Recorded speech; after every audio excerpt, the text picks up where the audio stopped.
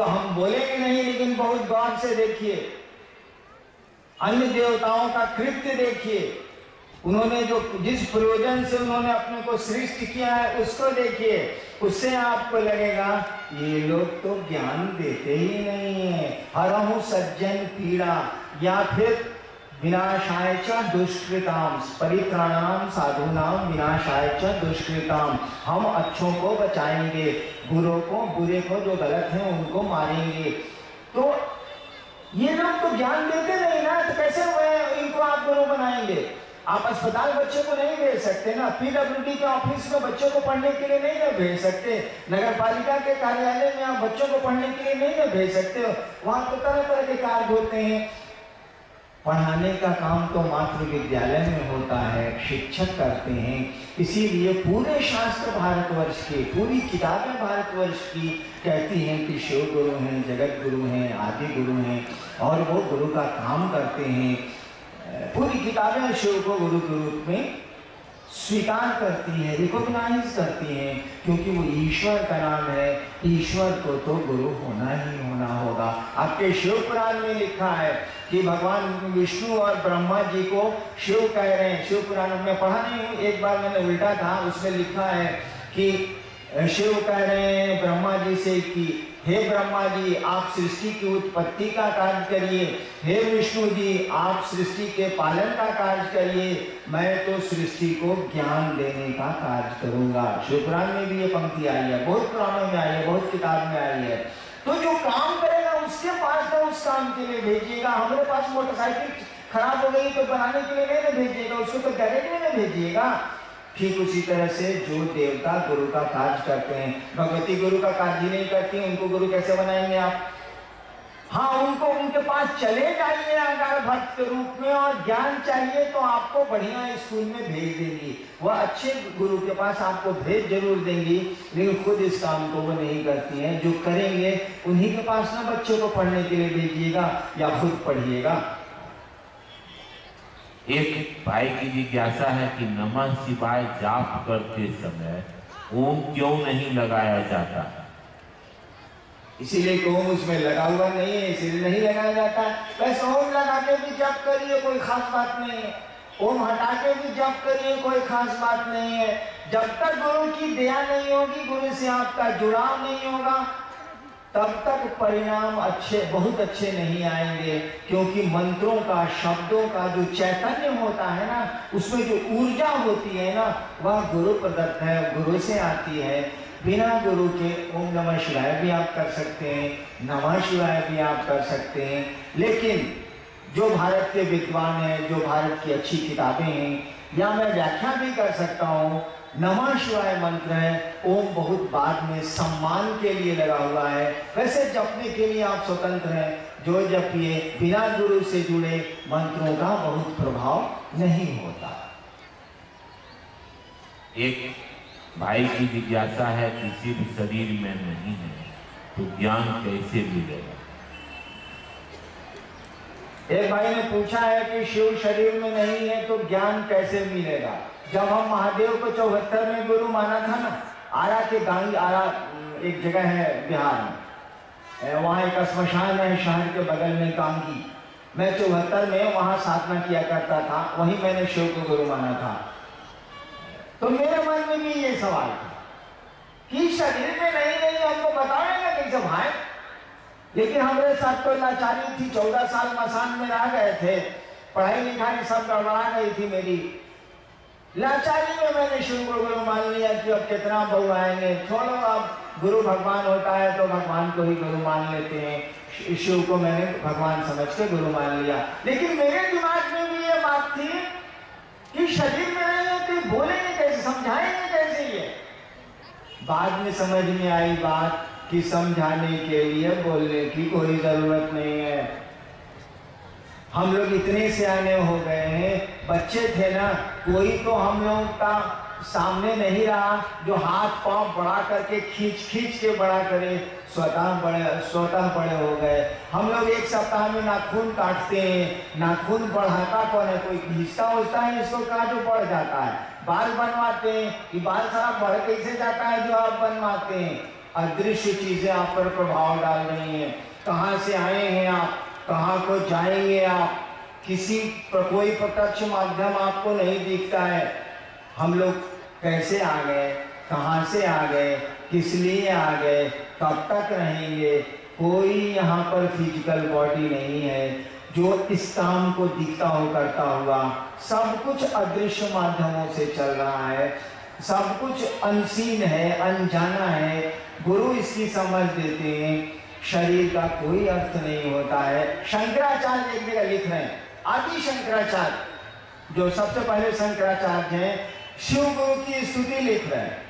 Last में उनकी संस्कृत में जो लिखा है श्लोक, उसमें उन्होंने लिखा है इस बात को कि वट तरु मूले, एक वट का वृक्ष है बहुत बड़ा, उसके जड़ के नीचे वट तरु मूले, वट वृक्ष के जड़ के पास एक युवा साधु बैठा हुआ है, युवा गुरु बैठा हुआ, एक नौजवान गुरु बैठा हुआ है एक वट वृक्ष के नीचे।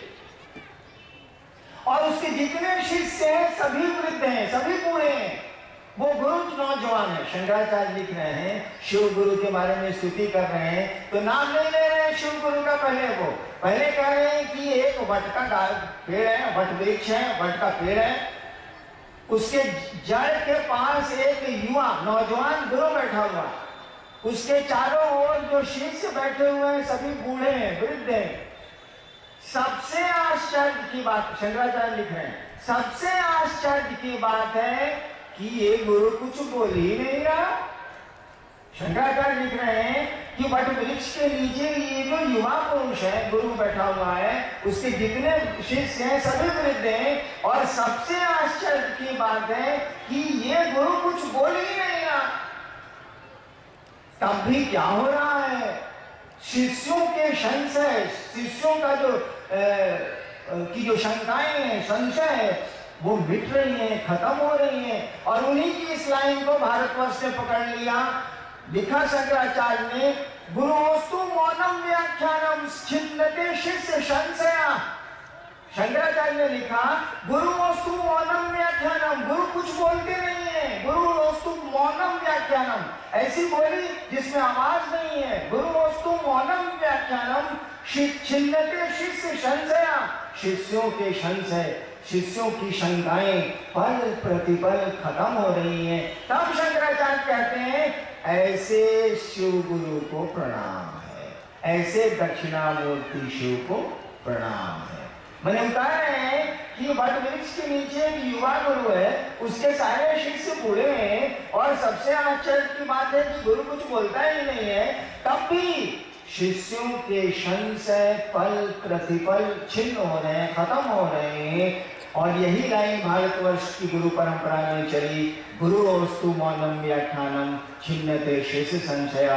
गुरु को बोलने की कोई जरूरत नहीं है, उनका तो मौन व्याख्यान, ऐसा व्याख्यान जिसमें आवाज नहीं होती है, शिष्य के संशय को दूर करता है। मेरे मन में भी ये शंका थी, लेकिन 8 वर्षों तक इसी शंका के चलते मैंने किसी को नहीं कहा कि मैंने शिव को गुरु माना है, आप भी मानिए, चुप रह गया मैं। 8 वर्षों के बाद मुझको लगा कि तो गुरु है, सब कुछ समझा देता है ये। मुझको नमः शिवाय भी वायु मार्ग से मिला, चमत्कार सीखने गया था, वो भी मैंने सीख लिया, कोई बताने वाला नहीं, तब भी चमत्कार होने लगे। इसीलिए ऐसा नहीं है कि जो दिखता है वही आपको ज्ञान दे सकता है, जो नहीं दिखता, गुरु तो एक भाव है, पिता एक भाव है, जो दिखता है वही ज्ञान दे सकता है, जो नहीं दिखता है उसने भी दिखने वाले को किसी न किसी दिन ज्ञान दिया है। आदमी जब गुरु हो गया है, पहली बार सोचिए तो कोई आदमी गुरु हुआ होगा तो कहाँ से सीखा होगा, ईश्वर ने ही उसको सिखाया होगा।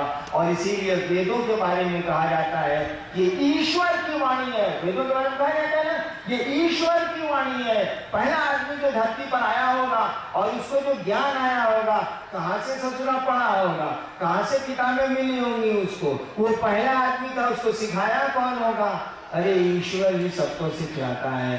परमात्मा ही सबको सिखाता है, वही हमको आपको इस धरती पर ले आया है और उसी की इच्छा से हम आप धीरे धीरे इस धरती से जाते भी हैं, वापस भी हो जाते हैं। हमारा आपका यहाँ घर थोड़ी ही है, हम लोग तो घूमने आए हैं, यात्रा पर आए हैं। आज हैं कल नहीं रहेंगे, कल हैं परसों नहीं रहेंगे। हमारी आपकी यात्रा का कौन ठिकाना? एक भाई की जिज्ञासा है कि शिव शिष्यों पर खान पान आदि की परियोजनाएं क्यों नहीं लगाई जाती है, जबकि अन्य पंथों में ऐसा होता है। एक भाई ने पूछा है कि शिव शिष्यों पर खान पान की वर्जना क्यों नहीं लगाई जाती है। माने हुआ कि मत खाइए, मत खाइए, खाइए, मत करिए। देखिए भाई, गुरु शिष्य की परंपरा में कानून गुरु का चलेगा, चेला वाला का नहीं चलता। किसी को गुरु बनाइएगा तो नियम कानून उसका चलेगा कि हमारा आपका चले, नहीं चले। हम लोगों ने शिव को गुरु बनाया तो कानून उनका चलेगा, हमारा आपका थोड़े चले। उस जगत के गुरु हैं, जगत में भिन्न भिन्न प्रवृत्ति और प्रकृति के लोग हैं कि नहीं है। एक आदमी के अंगूठे का निशान संसार में आज तक दूसरा नहीं मिला, किसी के अंगूठे का निशान संसार में एक नहीं है। तो भिन्न भिन्न प्रवृत्तियां हैं, कोई कुछ चाहता है, कोई कुछ खाता है, कोई कुछ करता है, कोई कुछ सोचता है। भिन्न भिन्न प्रवृत्तियां हैं और भिन्न भिन्न प्रकृतियां भी हैं, स्वभाव भी भिन्न भिन्न है, चाहते भी भिन्न भिन्न लोग हैं, सोचते भी भिन्न भिन्न तरह के लोग हैं और स्वभाव भी भिन्न भिन्न है। अंगूठे का निशान एक नहीं हुआ तो बाकी चीजें अब क्या एक होंगी। वो जगत का गुरु है और ये संसार उसी शिव का है। भले हमारा आपका महादेव नहीं हो, शिव के तो हम सभी हैं, हमारा आपका महादेव हो या नहीं हो। हमारी तो बीवी है, हमारे बच्चे हैं, हमारा परिवार है, हमारा पैसा है, हमारा घर है। महादेव को तो इसी के लिए खोजने जाते हैं। महादेव के तो सभी हैं, उस शिव के तो सभी हैं, उस खुदा की खुदाई तो पूरी की पूरी है, वही है सब कुछ, तो उसके तो सभी हैं। वही जगत का गुरु है, वही गुरु भी है, वही जगत का पिता भी है, वही जगत की माँ भी है, सब कुछ वही है। तो जब वो जगत का गुरु है तो कैसे आप नियम बनाएंगे कि ये नहीं करो, इस काम को करो। आप तो बना नहीं सकते हैं, बनाएगा तो वो है।